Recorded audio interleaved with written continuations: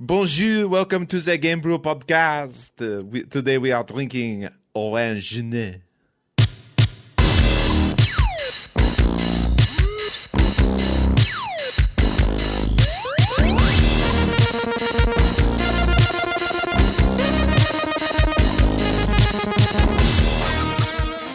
Hello and welcome to the Gamebrew Podcast, episode 88, the bi-weekly video game podcast where we sip delicious beers, discuss video games, and jump on various colors of turtle for points and or coins.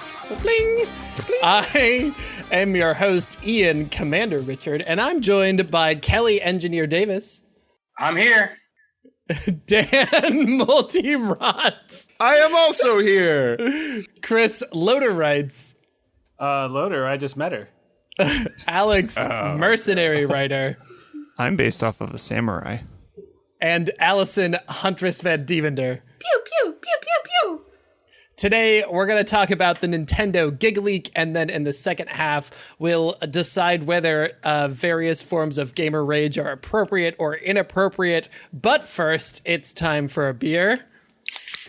Ooh. Don't explode your beer this time, Ian. I think my favorite thing is that I know it's not like half the time, but I feel like half the time Ian's beer it's been explodes on him. I don't know, because for a good, 80 episodes, I had it together. Yeah. And then, it all fell apart. For the last 8. It's great. It's really entertaining to watch. For you, not for me when I have to do cleanup every time. Chris, what are we drinking this week? We're drinking Radlers, I think. We are. Yeah? You think? Radlers. Basically, Radlers? yeah. Indeed, yeah. Awesome. Yeah. So you're probably asking yourself, what the hell's a Radler? So basically, Radler is cyclist in Germany. And also other places that speak German. Basically, it's a carbonated fruit beverage mixed with beer. So basically a Shandy, but it's basically a German sports drink. So it's Gatorade for Germans. Oh. Because, of course, Gatorade for Germans is beer. That's outstanding. Absolutely. So cyclists drink it. That's why it's called that. It was so when I was at Oktoberfest last year, I was kind of going in between having a liter of Oktoberfest beer and then a liter of Radler and then back and forth so I could kind of hydrate, power through the day. Jeez. That's awesome. So what specific Radler are you drinking, Chris? I'm drinking Two Pitchers Brewing. It's a lager with grapefruit and a hint I thought you were just orange. saying you're drinking I'm just two drinking pitchers. 2 pitchers. I was like, well, we're getting fun, Chris, in the second half. Oh yeah. And it's pretty good. I was trying to find another one I've had called Steigl. I think it's another grapefruit Radler. Super refreshing, a little bit sweet, but just really pleasant to drink, especially in the summer. I'm drinking the same one, Chris. It is, if you are expecting a beer, this is not it. If you are expecting something to drink in this ridiculously hot weather when it's like 105 degrees outside, this is incredible. I've been working on, and actually Chris came over and helped me dig a whole bunch of dirt for my patio and move some gravel. And last night I literal tons. Yeah, literal tons. And last night I cheated and I tried one of these Radlers, and man, it was like the perfect end to the day. So it's very refreshing for that. Nice. That's outstanding. It's probably got electrolytes. It's got what plants crave, I guess. And Kelly, who I should mention is one half of Nighttime Studios and was part of the development team for Chrono Ghost, if I am correct about that, is joining us as well. Welcome, welcome. Yes, thank you for having me. And I'm just going to jump right in. The Radler of my choice is not necessarily a Radler, but just want to hint that I was biking today, so Radler, so that biking, counts. Let's go. He was on point. Right on point, but I actually have a Summer Shandy, which is close to a Radler. It has, for sure. Yeah, so... Yeah, they're good. Those are good too. Mm-hmm. Super light and delicious. And it looks like the Leinenkugel over there, is that right? Yep, that is correct. Oh, yeah. Leinenkugel, that is a classic summer shandy. So drinkable. That good stuff. Good stuff. And kind of does taste like Gatorade. Now that I think about it, that's like strangely true. Wow. Huh. That is interesting. Dan, what do you got?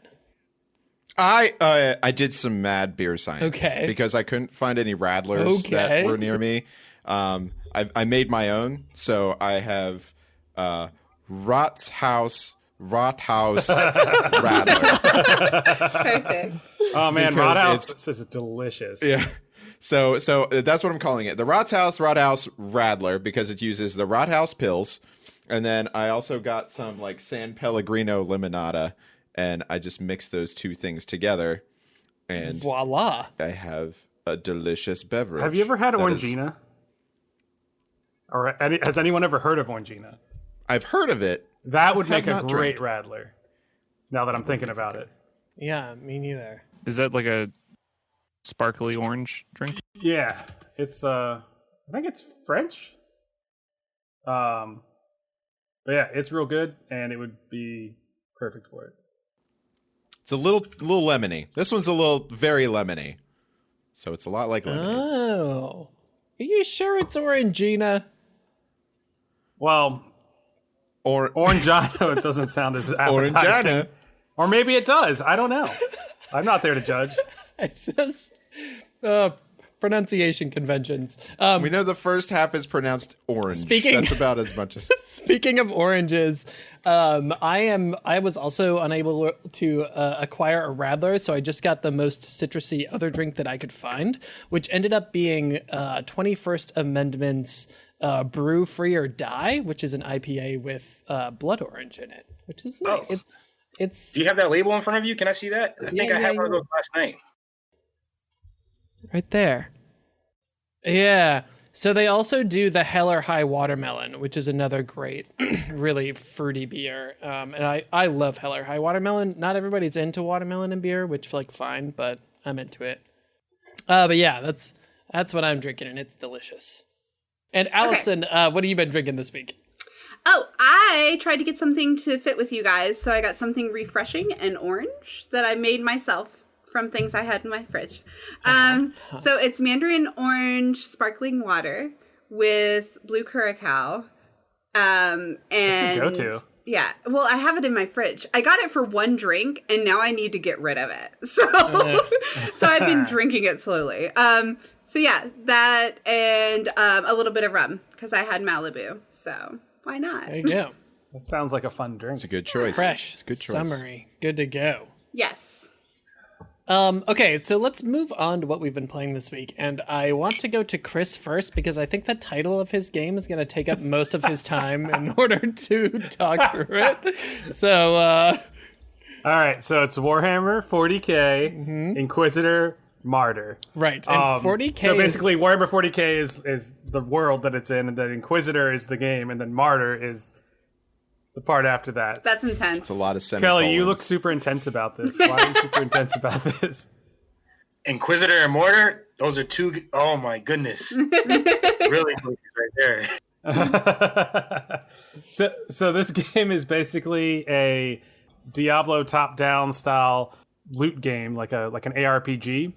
It has a lot of the check boxes that I like as far as the world, Warhammer 40K, check. Yeah. It's basically Diablo, check. It's got loot, check. It's got skill points, check. So skill trees. It's got all of those things that I really like in a game. And I really was enjoying it at first. And then? That being said, the gameplay is getting a little stale at this point after playing it about 12 hours. Your skills are based around the guns or weapons that you're using.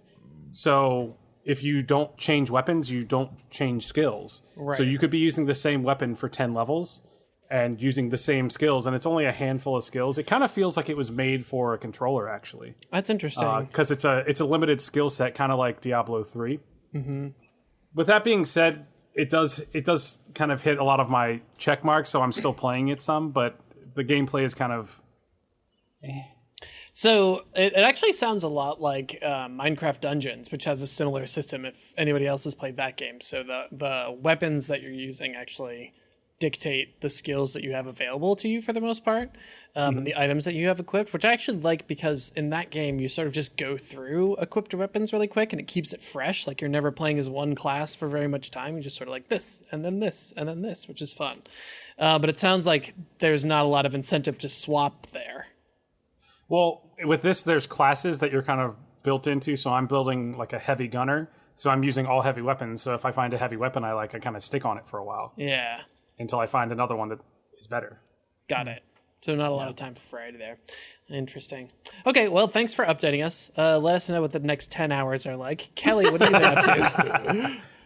So for me, I've been keeping it extremely basic. I've been playing a lot of Super Smash Bros. Last week. Smash Bros. And also Yoshi's Island. I've traveled back into that. Nice. Reason being is the game that I'm currently making, I'm kind of mirroring it to that, the mechanics with the Yoshi and the baby, similar to it, but I'm switching it around a little bit. So I've been playing a lot of that and dabbling into Smash Ultimate competitively with a lot of my colleagues and some of my best friends. That's cool. Who's your I gotta know who's your Smash main? I was going to ask that question. My Smash main is Zero Suit Samus. Oh, nice. Zero Suit is it that like jump kick thing she does where she like jumps over you and then you hit them? That's the thing? Yeah. That's the I've one. seen people do that. Her reaction to everything, I mean, it's easy to tilt and react to whatever said move. You can get out of any situation off the platforms or on platform. So she's bread and butter for me. She meets all the marks. So are you playing, when you say playing competitively, was that like within like a little group that you have or like on the ladder? Yep. So just a group that I have they have competed and they've been playing at SmashCon. They've played at Xanadu. They played at like other competitive locations. So we just train together and just play offline. Xanadu is a esports place next to one of the racetracks in Maryland. Yep. That's where they typically play. That's really cool. I need to get back into Smash. I haven't been playing that as much. I do love me some recently. Smash. Righteous, what have you been up to? I've been doing a whole lot of Warzone and NBA 2K recently. Same as last week, but Kelly, I do have to say I started Chrono Ghost and I played through it and I got a little more than halfway through. I got through most of the ice level and then I got a new SSD hard drive for my computer. And when I transferred the game over, it didn't transfer my game profile. And so I lost all of my progress. Oh no. So my stats were hysterical, man. It's like I had like 875 deaths. And I was on like level 7 or something like that. So it was Oh my goodness. Jumping back in is going to be brutal. Was that just normal mode? Yeah, that was just normal mode. So maybe I can up it to the intense and try it again from the beginning. Yeah. Do it. I also need to get a better gamepad because my gamepad is trash. What kind of gamepad? Oh, dude, this is it's like an Xbox knockoff. Oh, yeah. It was one that I gave him for free a couple years ago. Legit. Yeah, I gotta get a legit gamepad. Dan, what have you been up to? Playing some Warzone as well? I have been playing some Warzone. I found a new way to play it that I kind of really like. Okay.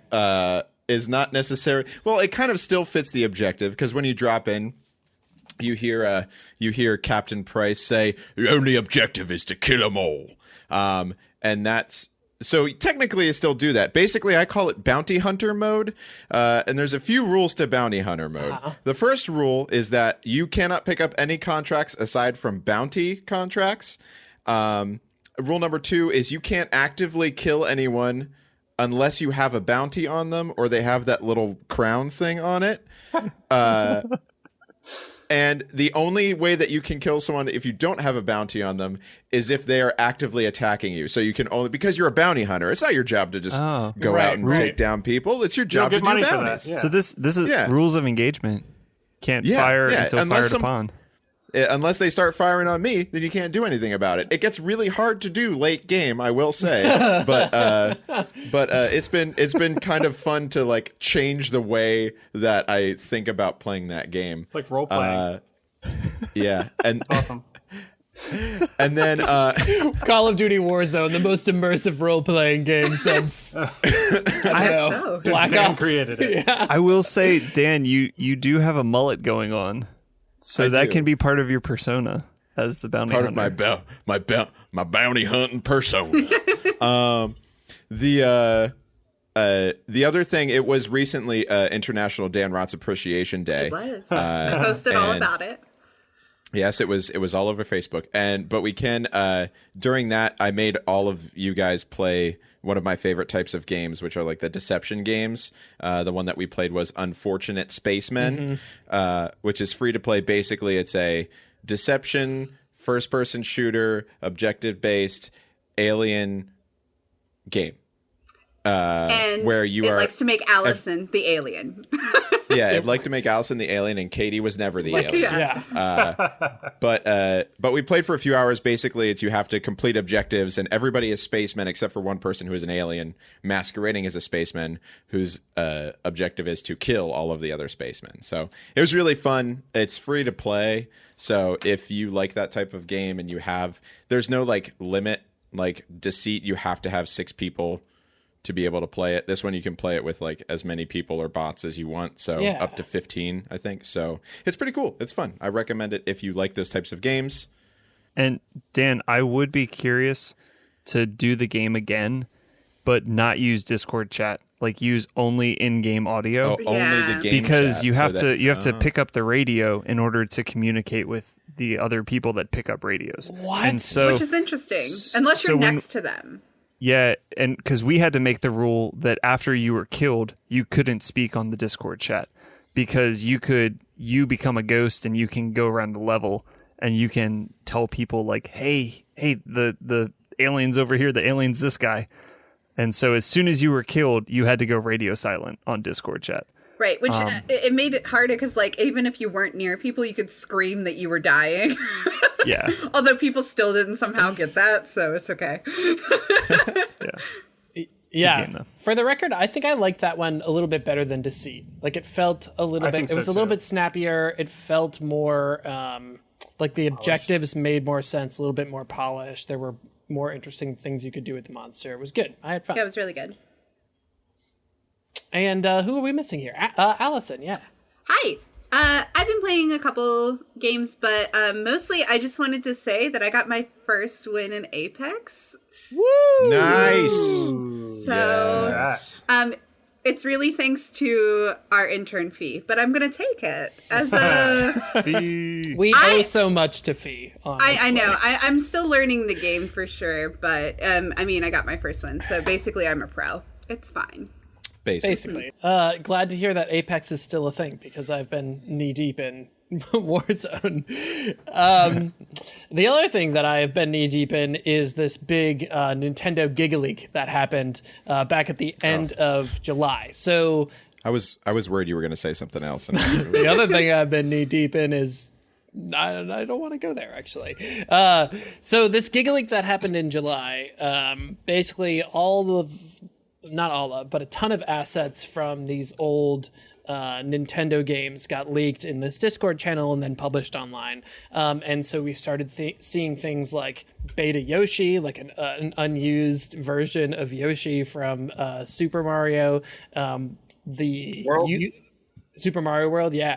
The Luigi assets from Super Mario 64, some like I knew it. prototype Ocarina of Time assets were on there as well, some Star Fox 2 stuff. So basically just like a bunch of unused assets from games that were released or didn't get released for various reasons from Nintendo Land, which is really interesting in and of itself, people talking about it. So I'm curious, given all of that stuff, what some things were that you all have seen in the Gigaleak that you found particularly interesting.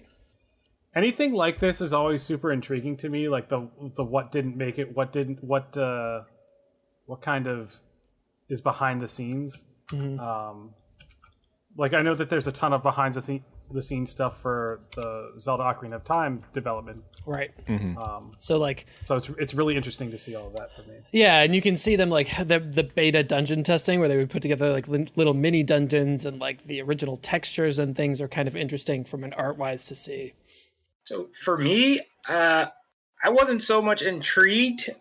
The reason being is because for the last, I guess, month and a half, I've been doing a lot of research on the Yoshi's Island and all of the, I guess, the core mechanics of that game. So about last month, I ran into a YouTube video of the making of Super Mario World and Yoshi's Island. Yeah. And in the video, the gentleman talks about the development phases of Yoshi Island, the assets, and there's actual footage in that video that I seen like a month ago, and I was like, "Whoa!" So this is now surfacing. He has actual footage from Nintendo with the pre-beta Yoshi, the skinny looking dinosaur. Yeah. Wow. Actually, I'm going to share that video with you guys so you can take a look at it. It's really, really cool. It goes over the entire timeline of what happened behind the scenes and which artists they had to ditch and which artists they had to hire. There was only 4 people that actually created the game Yoshi's Island around that time. 1 intern artist, 2 developers, and I guess someone else that did an animation. So it's actually really cool to see all of the things behind the scene. I'm curious. Yeah, I'm curious as a developer, seeing all of these things that were never used in the final version of the game be suddenly made very public, even though it was, 20 years ago or something, how you feel about that. And if you think it's a good thing or a bad thing, it's a little bit tough to parse whether or not it should be released, right? Yeah, you're absolutely correct there. So that one piece of information there of unreleased like data and assets, that's a little alarming. That I don't think that. Yeah, that's extremely alarming. So it would be kind of like someone like releasing all the background stuff for Chrono Ghost and just like putting it out in the world, and I doubt that you would feel very good about that. Would it feel like theft to you? Like would it feel like somebody stole this from you and put it out when like it's different from you releasing it, as like extra stuff for people? How would you feel if this was you? I'm really curious. So me personally, I wouldn't care if someone saw the day 1 level design before the end of year 3 of Chrono Ghost. I wouldn't mind at all if it was leaked, or if someone managed to get into my hard drive and were able to see what my thought process was up until the final product. Reason being is they get to see the creative side. They get to see what creators go through in order to make a final product, right, and deliver the final product. So I guess it can be intrusive, invasive for some folks, and then also it can be. I really don't care. It can be a blessing at the same time. So I'm both sides. I'm on both sides of the fence with it.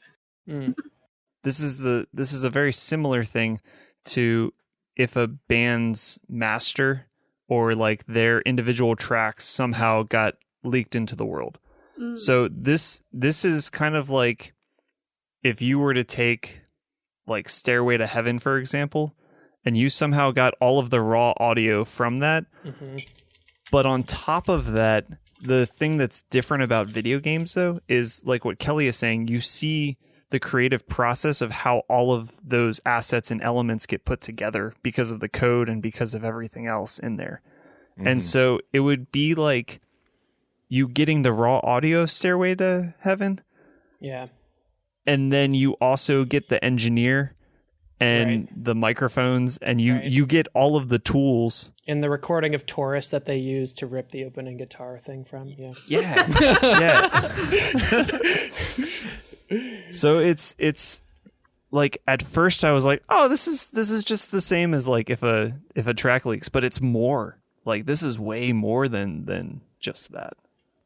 I think it's interesting whenever I was going through some of the stuff, because I heard about it and I was like, oh yeah, more stuff there. I was like, there's leak stuff all the time. It's a big deal. But then whenever I saw like the caliber and the amount of stuff that it was, it makes sense that it was called a Gigaleak. But I think it's interesting that there were so many things that were just like that. It was mostly stuff that they didn't use, but they still like had. Right. And I think that's interesting because the amount of it's very like artist centric, where only artists would hold on to something that they don't really need, but they're just like, it's just like, what if I might need it though? You know, we're basically art hoarders when it comes down to it. It's a very artist thing to look at it like, this is the final product that we decided was the best version of this game to release, and then to have all of this stuff released afterward is maybe like a misrepresentation of what they wanted the final product to look like, right? But it does give us some window into what they were thinking as they were creating it, which is interesting. Like I was very glad that they used the version of the Super Mario Kart theme song that is on Super Mario Kart, and not the one that was released in the leak. Oh, I didn't hear because it. It was not That's hilarious. I wonder, Nintendo being Nintendo, and at some point this having been illegal activity somewhere along the line because of copyright issues, right?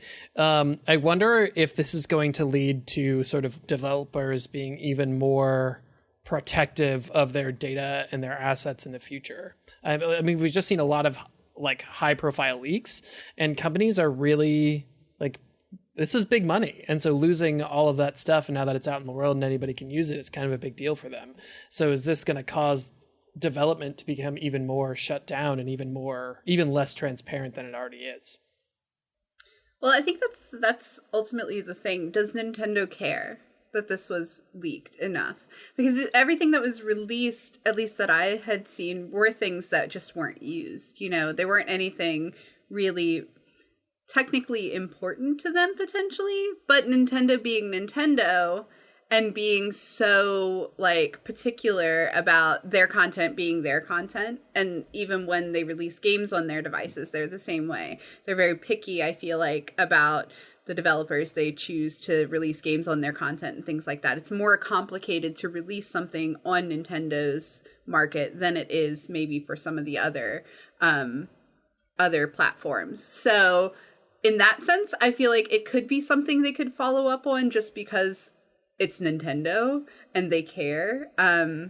But this isn't something that necessarily matters that was leaked, like some of the other things that I've seen.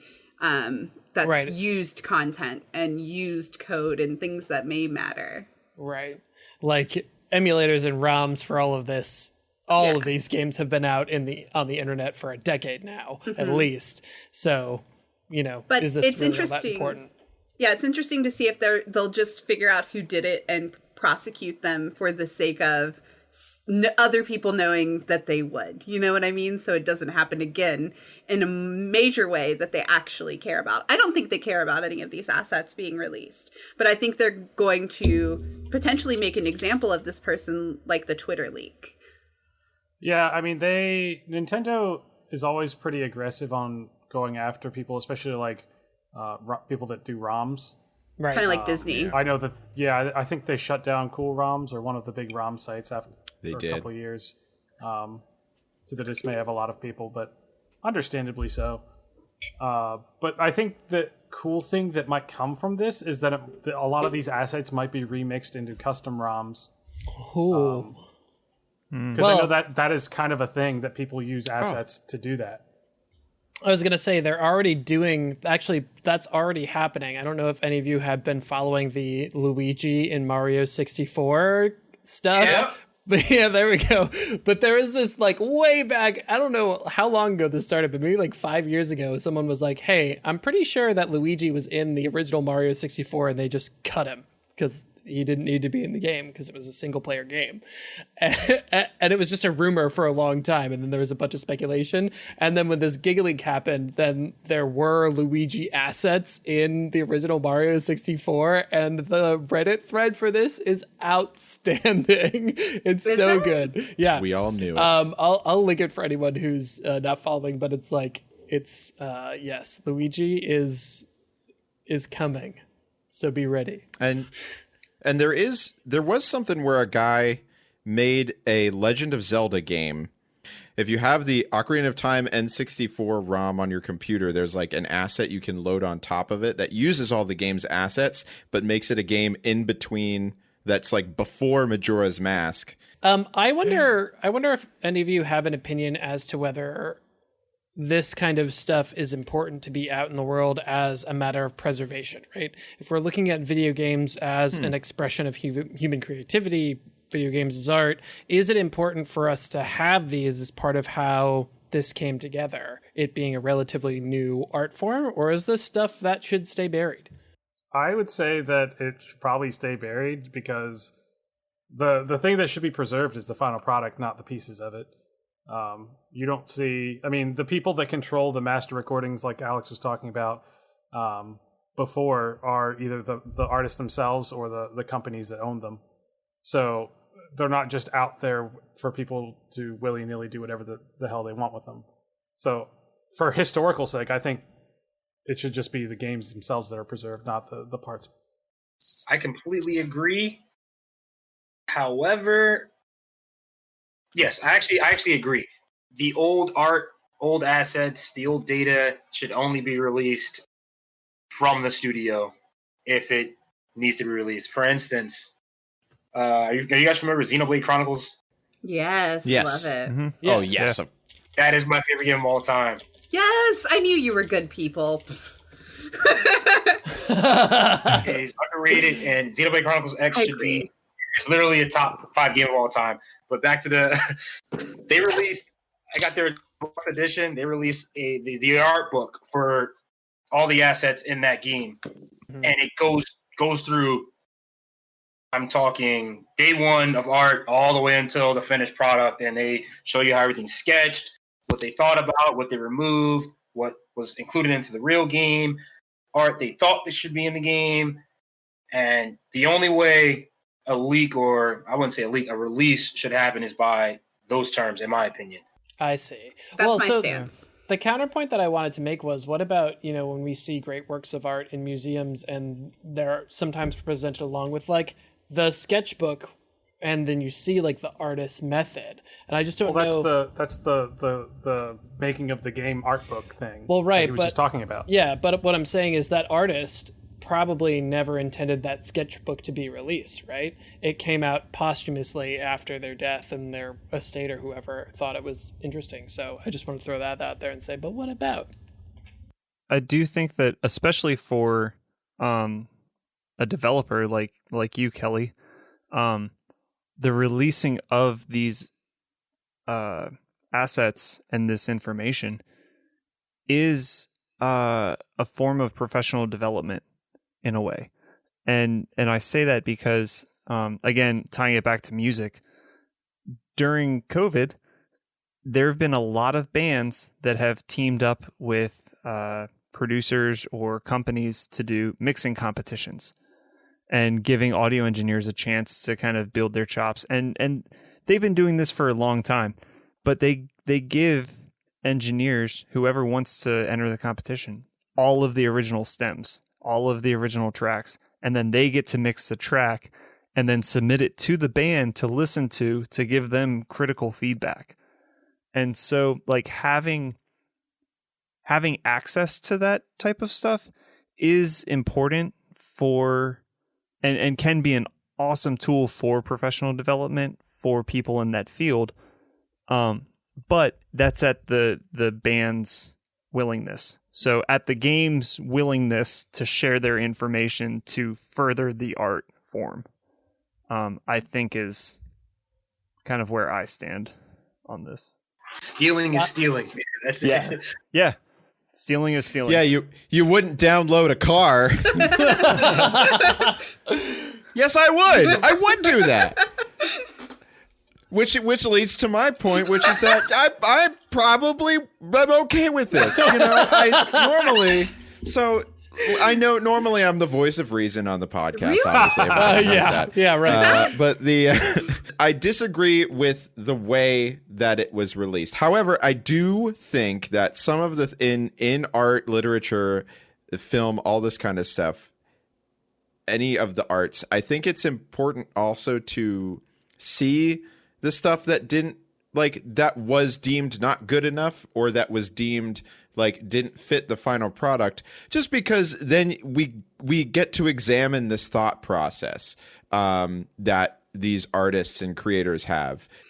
It's just, I guess the stance I take is, as an artist, I kind of look at it as someone stealing something that was mine to give if I decided I wanted to give it.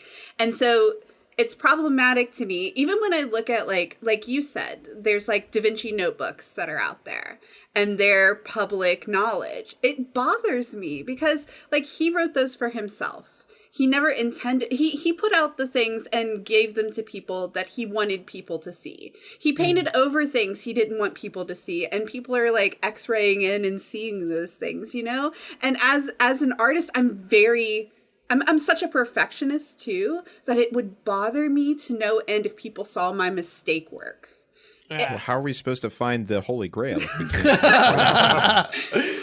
and if I send a letter, that's public to me because I'm giving it to someone else. But if things are mine and they're for me and I've kept them internal and I don't intend for those things to go beyond me, that's when I feel like it's theft.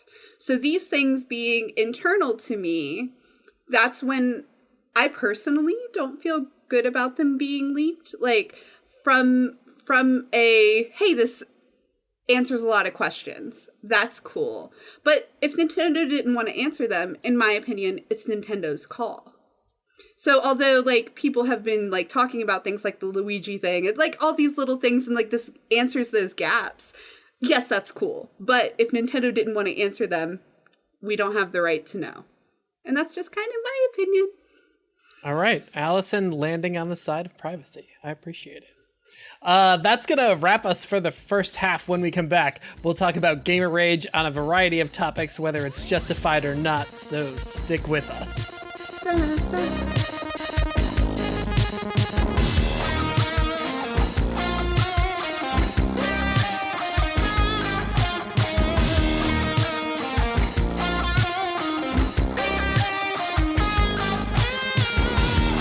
Hello, and welcome back to the second half of the Gamebrew Podcast, episode 88. We're checking back in with our bike riding beers, also known as Radlers. Alex, tell us more about this one that you and Chris are drinking. So the grapefruit with a hint of blood orange mixed with a lager.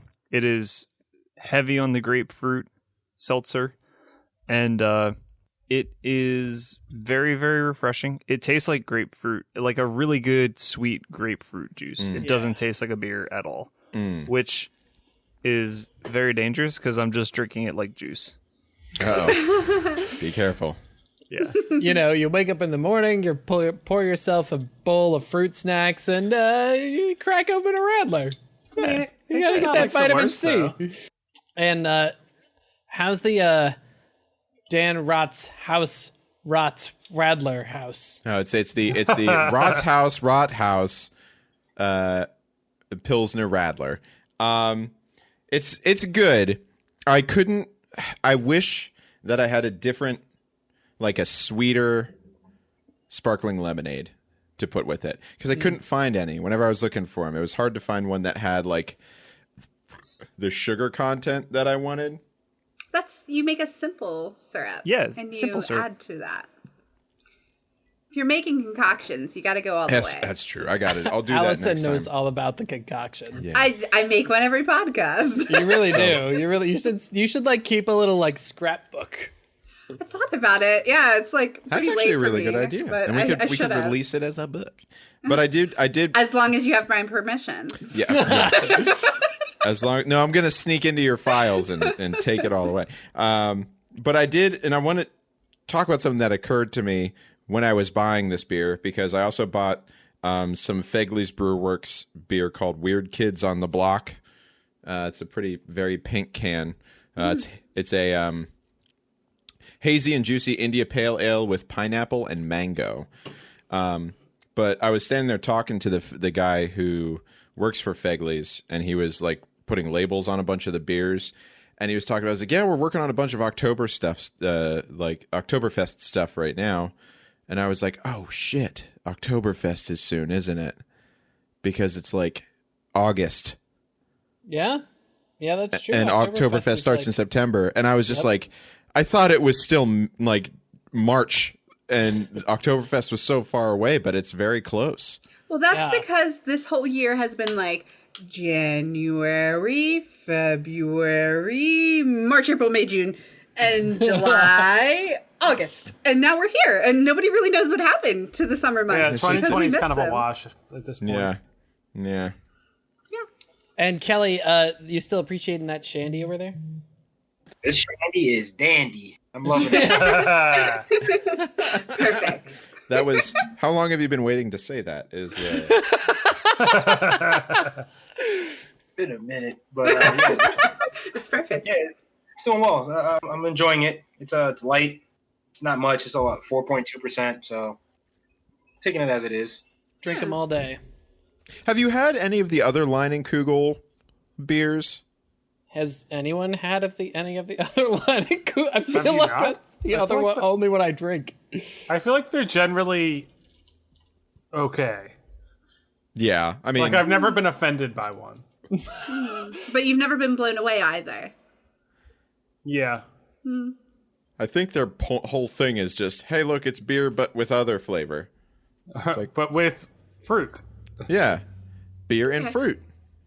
Who'd have thought? Yeah, it's right. So Leinenkugel may never make anyone upset or rage for that matter, but sometimes video games do. So today we're sorting out that was good, Dan. Why are you making the face like that was a bad transition? I mean, yeah, it's fine. It's fine. It's just It was like it was a stretch, but I like it. it's like just you're every week you just get a little bit closer to like pulling the last string on my like pun meter. It's like it's like a at dad 0 joke. and it's like going further down, but you know. I love it. And I'm just mad that you didn't read the thing that I put into the script. I was swept away by the moment, Dan. I'm sorry. Yeah, it's fine. It's okay. The thing I wrote in the script was we're kind of mad as heck, and we might not take it anymore if you keep doing it. Maybe a little, but probably not. It's a Dan moment. It's a Dan moment. Yeah, it's a very Dan moment.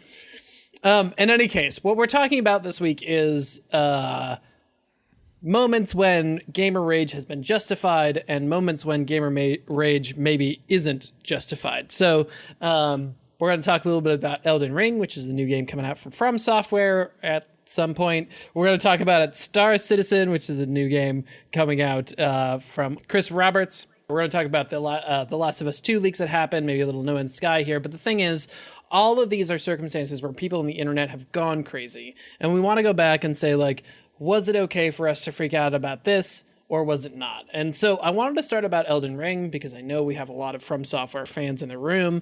And Where? This is... Well, right here and right there and right. Kelly, are you a From Software games kind of person? No, not Kelly. Okay, but other people.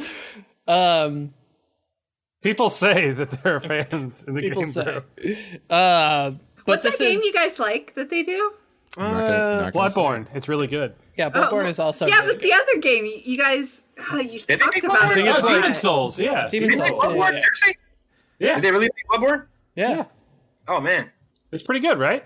No, never was a fan of Bloodborne. That's probably why. It's why I didn't like it. Okay. That makes sense. So in any case, this game is from Software, and also the lore, backstories, flavor text is being written and like written by George R.R. Martin, which of course, like Song of Fire and Ice. Your words are bad tonight. Listen, I'm a good man, but I drink a little. And this game was originally announced on June 11th of 2019, and since then, literally nothing has been heard. It's been radio silence. So That's true. so people are upset. I think there's something about George R. R. Martin's supposed to be someone. He said something about like if The Winds of Winter wasn't out by July 29th, 2020, that he should be put in jail.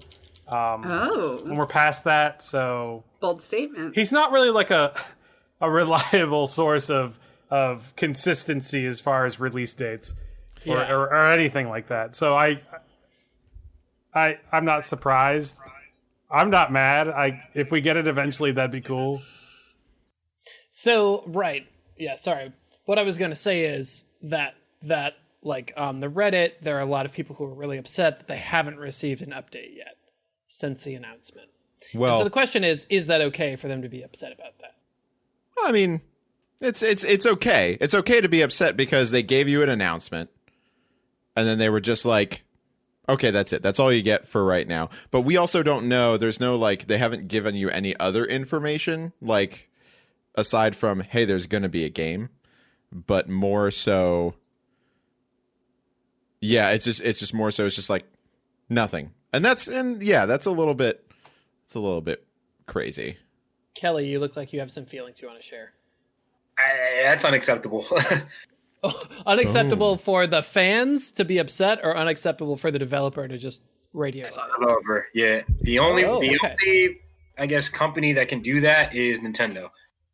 They can promise you something and not deliver, but there's also there's always reasoning behind them to do so. Why does Nintendo get a pass? Take a look at what they're doing right now with the COVID-19 epidemic or pandemic going on right now. Everything they've released for this entire year, I wouldn't say the entire year, but for like the last 6 months has been unannounced. Mm-hmm. No promo, nothing. Their major title. What did they drop on us? Paper Mario and the Origami King. They dropped Paper Mario out of nowhere. Yeah. Like they said, like they said a month before, they were like, hey, here's a Paper Mario game. Also, it's coming out next month. Have fun. Just dropping. And they've built that relationship with, I guess, their fans. And no one's going to get upset at Nintendo if they say, they actually did. Hey, you're going to get the Smash character at the end of this date. We didn't get it until 3 months after. No one was upset. They were just like, okay, they're probably just polishing it, or they're going through Nintendo, Nintendo does. Do you think that's because Nintendo in the past has like a track record of delivering on what they've promised, even if it comes in a little late, and so there's like a trust built up? Whereas other developers, we're talking about From Software here, they have certainly delivered, I think people would agree, but maybe the fact that this is a new IP they're worried about, like, I don't know, is it just like an internet echo chamber that's causing this rage? Yes and no. I guess the bottom line up front is people want transparency, right? And if they don't get it, then it's like you're gonna feel that wrath. Definitely in today's world, you're gonna feel it, and they're gonna make sure you feel it. They're gonna hit you on Twitter, all the social medias. They're gonna make sure you are hearing and feeling them for it. Yeah. So as a developer, you feel responsible for keeping people updated. Yep, definitely, 100%. Like, you have to. If you give that word, you need to be transparent. You have to let them know. You have to let people know, hey, won't be able to make it because this, and this, or this happened. We're going to delay to further. But, yeah, you have to be transparent. Definitely in this day and age. Unless you're Nintendo. Nintendo gets a pass always. For some reason, they just get a pass. But they get the pass. Yeah. In my opinion, I mean, From Software is consistently made really good games. They'll put it out when it's ready to go. It's not surprising that there hasn't been a ton of talk about it just because of, again, who they're working with. George R. R. Martin has a reputation for this. So they're one of those companies that I'm pretty confident will put out a game that is good when it's ready to go. And it's going to be with a rich environment and history because of who they're working with. So I'm fine waiting, but I can understand why people are mad. It's probably the same people who are mad about not getting any new Song of Ice and Fire books. So I kind of feel like that's kind of the point, or the thing, whether people are going to be mad or not. Like, what you're saying is you have a relationship with From Software where you trust them. And I think, to Kelly's point, more people have a relationship with Nintendo where they all trust Nintendo at this point because they've been around for so long. So many people have played their games and have like a personal relationship with their games. And like we kind of expect they'll drop Nintendo Directs when they feel like it, and we just have to accept it and take whatever information they're giving us whenever they feel like when they do their Nintendo Directs. They're not giving out information other places. We're not expecting it. But I think that's where the disconnect is a lot of times. Like, if From Software with their other games have been transparent from the beginning, have been releasing things, little bits of their content before, and now because they're working with George R.R. Martin, maybe because, you know, he doesn't release content until he's 100% maybe or something. I'm not sure.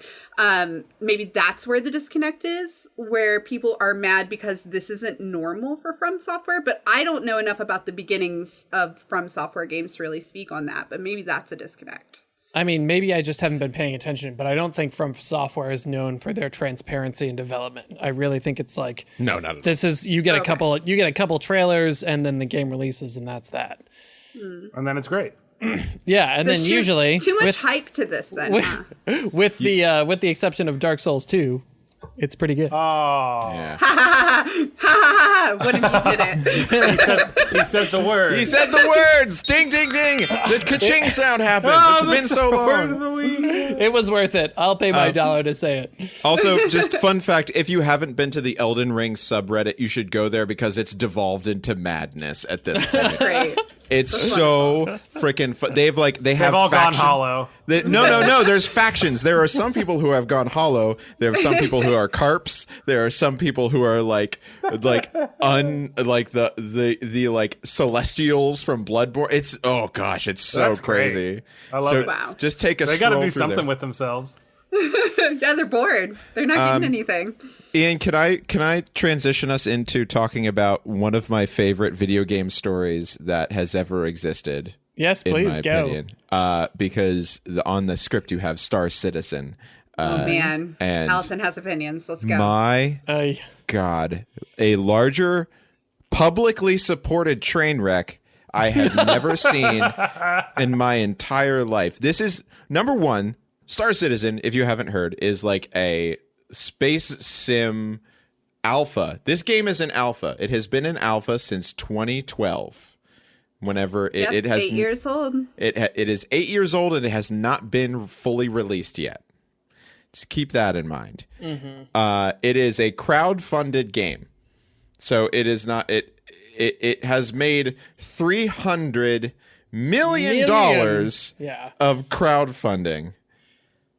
And like $95 million from other like entities paying towards it. And this is all people like giving them money. And like there are like spaceships you can buy that are significant amounts of money for a game that is an alpha.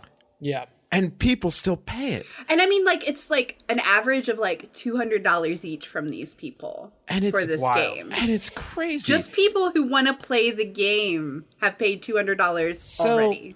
So, okay.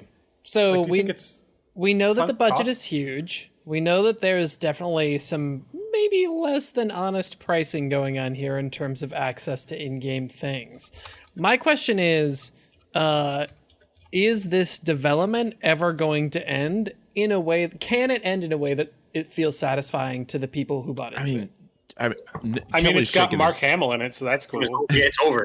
It's over. The ship has sailed. The ship has sailed. The spaceship has sailed. The game is not being finished. It's always going to be. They're going to finish. They'll finish. They'll release the, I guess, full version of the game, but it won't be the full version. Yeah, and do you think that's because the scope just expanded so big with the funding that they're not going to be able to do it all justice, or is it literally just because there's too much greed involved in the process, Kelly? That is exactly the last point. There's way too much greed involved. You said people are paying what for these like starships or whatever? This is my first time hearing about the game. There are levels, because basically what they do is they've been releasing. They don't. Whenever they want money for the game, you don't donate to them directly. You buy like a ship pack. So you might spend like $1,000 and get like one of these really large ships that you can use because it's a space sim, and you have these ships that you can like command through space. And so you're pre-guaranteed these extras to get you further in the game from launch is the idea. So you're buying $1,000 loot boxes kind of without a game. But it's still guaranteed items. The game is playable.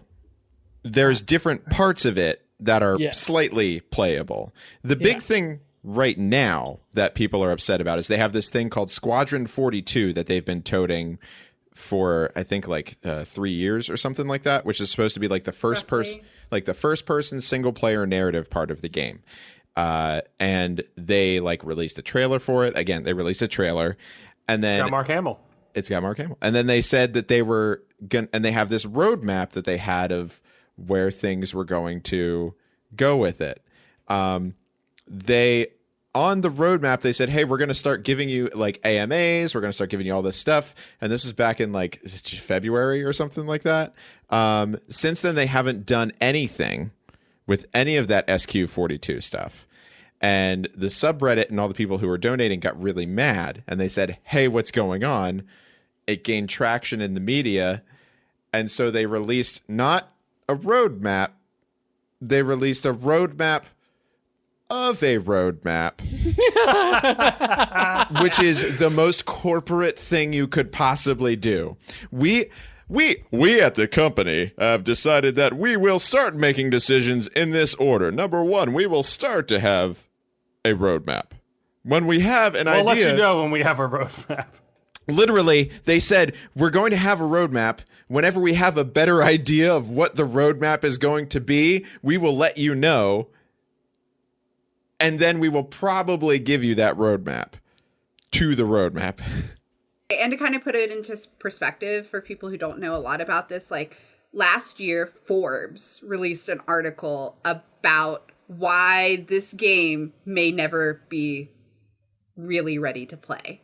And so like that was Forbes going, you've taken $300 million from people. And I, as you know, maybe people who don't even know anything about video games looking at this and looking at your progress and looking at what you've given people, I don't see it becoming a real thing.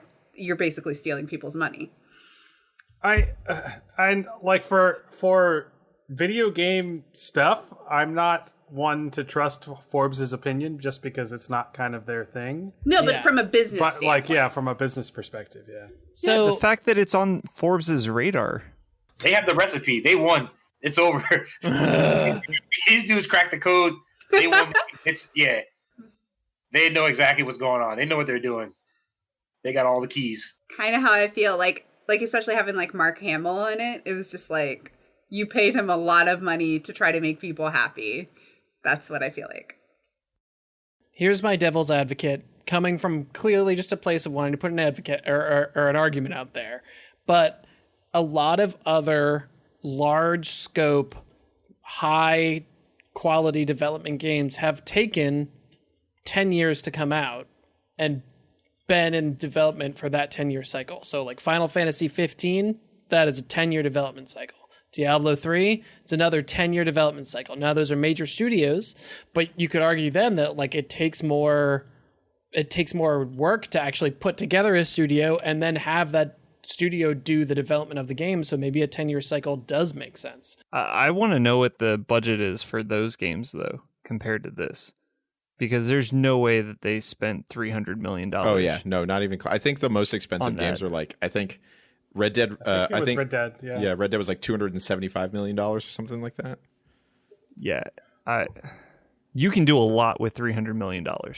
Not to mention, those were investors, not the people who want to play it, who were paying for what they were given as expectations for when they paid this money. They were told this was a planned release date, or this is, and those have been crushed, and so it's just different. Yeah, and I think that's the big thing is that with investors, like from a professional standpoint, you have certain goals that you have to kind of get to. Whereas with crowdfunding, they're basically saying, yeah, we're going to do these things, and no one's really holding them accountable. Like, they can just do whatever the fuck they want. Except on Reddit, where they can yell. All this money. They just have all this money now, and they don't have any direction. Right. So is that considered stealing? But they're still releasing things. See, that's where there's the loopholes. Like, they're still giving you things for it. So it's not stealing, in quotes. But you did just spend $20 on a lottery card that's worth nothing. And that's kind of where it is. It's like, at what point is the rage that these consumers have, who have paid for product and aren't going to really see what they were promised out of it, because this game may not be the experience they were expecting or given originally. Like, at what point are they actually accountable for that? And I think that's where, like, a lot of the gamer rage is coming from with this discussion. Like, I wish I had my friend on here, because I know he put money into this game, and I'm curious. Who? Wait, is it someone we know?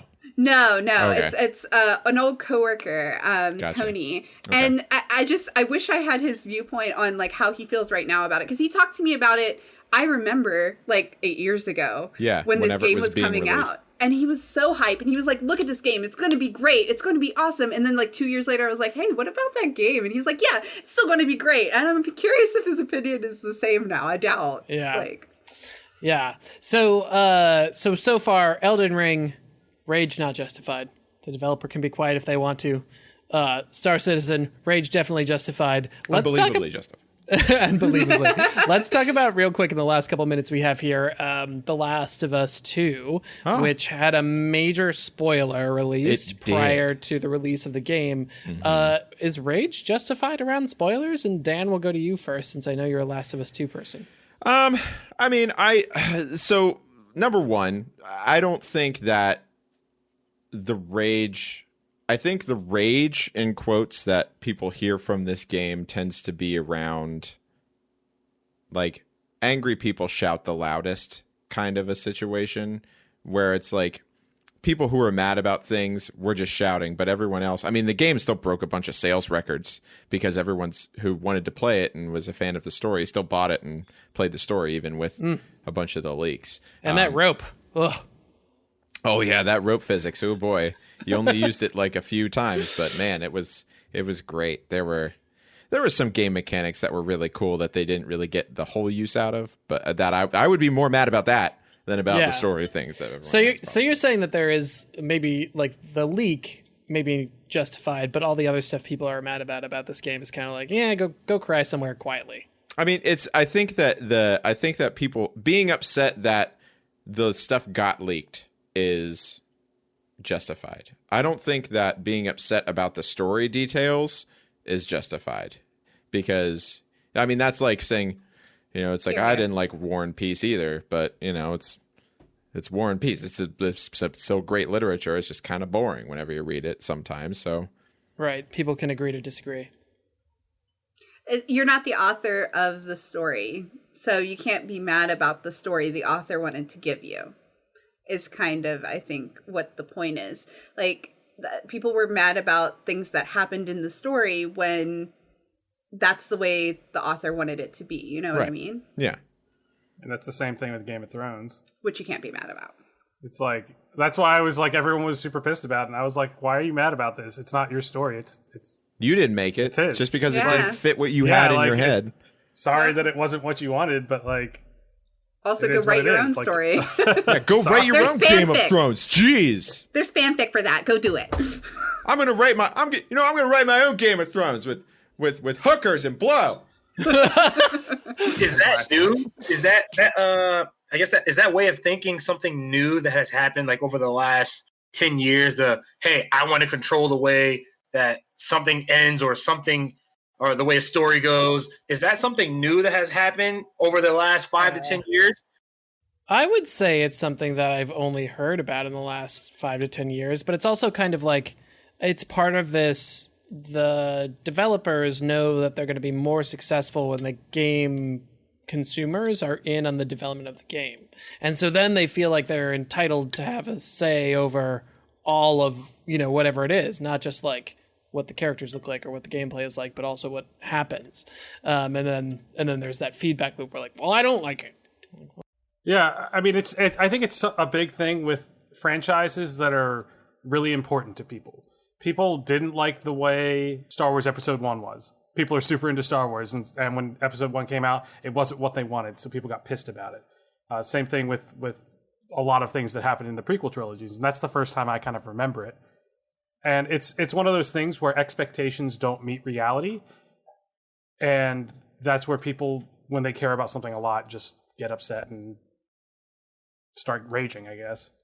I would say, so I wouldn't say this is something new in the last 10 years, but I think it's something in the last 10 years everyone has been able to talk about together and be loud about, and other people hear it, just on social media being such a big thing in our lives anymore. Because internet. Right, because internet. Because I would say on July 21st, 2007, when I read Deathly Hallows. I was 17 years old that day. Deathly Hallows, wow. When I went to the midnight book release for Deathly Hallows, got that book and read it that night, I was really mad. Spoiler alert for anyone who hasn't, whatever. Well, it's okay. It's been a while. You can spoil it. Hedwig died, and I raged. I absolutely raged. And this was like... And you had no outlet for that rage, so it only was known to you. I had none. So I called my friend that's why and yelled. Was born. Right? So I called my friend the next day because it's too late at night for me to call on a landline to someone's house when I'm a child. So, and I raged about this so hard to her. But if I had an outlet, like people I know who also like this book that I could talk about this to, I would have. And that's kind of, I think, the difference now. So what do you think happens to the creators where we have now that platform where the world has a platform where fans and everyone can sort of pretty much dictate how a creator ends their product or finishes their product? Does that hinder the actual product or the creative flow of what the person actually wanted to do? Because now we have all these inputs and we have all this power from people. It can deter the creator from giving them something special now, right? Yeah. Or taking risks. Right. Taking creative risks. I couldn't agree with that more. Making a statement. I really think that developers and creators of all kinds should be rewarded for taking risks and being creative and doing something different, right? Because we all complain about this. We all complain about all these like third-person shooter action RPGs that look the same and have the same storyline and they're the same. We all complain about it. They're safe. Because they're safe. And the reason that they're safe is because there are a million people on Twitter upset that, like, someone looks slightly different or that the storyline wasn't what they expected or wanted from the genre. Like, get over it. It's art. It's going to refute your expectations, and it should. Right. And even in that scenario, was I mad that Hedwig died? Yes. But did I I like that I had an emotion about it, right? Because I was so invested in these characters and invested in the story that was something to me that I was so upset that happened. But it wasn't that I was mad that it happened because it wasn't a good point to the story. Like, it all makes sense. I know why it happens eventually, but it's just like, I think passion is important because that means you're invested in a product. But people need to separate the difference between them being upset because something didn't go exactly how they wanted or it's not the fairy tale ending versus like something that's bad content. Because if there's something in a game that makes it unplayable, that's bad. That needs to be fixed. That's justified rage. But like, to Dan's point, being upset about the way a story goes, that's not something that's valid that you get to decide. It's the storyteller's decision. Boom. Dan's storytellers out there. Tell your story. So creators, yes, the people that Kelly, don't agree tell with your you. story and F the haters. Just going. I'm gonna just isolate Allison's audio there, and I'm gonna put epic music behind it. That's gonna be a T-shirt one day. It's gonna say Allison. I hope so. F the haters. F the haters. F the haters. F the haters. All right. Well, I think that's going to be where we leave it for tonight. So, Kelly, do you want to give us a quick shout out for Nighttime Games real quick? All your stuff. Give us stuff. You can check me out on Twitter at Nighttime Studios, and that's NITE Time Studios. And you can also just check me out, Kelly_T Davis. I am on Twitter and Facebook as well. And I love talking. So yeah, that's fun. We will Kelly, link you. Give us all those links. Yeah, I have your so Twitter, many links. It's and also been a joy to have you on the show A today. link to the past, a link between worlds, A link to Kelly. a link to Kelly. Wait, you mean from Justin to Kelly? Oh no, wait, that was the No, we're not going to talk about the movie that. from Sorry. American Idol season 1. If you away. want to find us, The Game Brew can be found at thegamebrew.com or at The Game Brew on all the social medias. You can also join our Discord at bit.ly/discobrew. And Talk that's to going to be us. it for us tonight. So, say goodnight, everybody. Good Good night, everybody.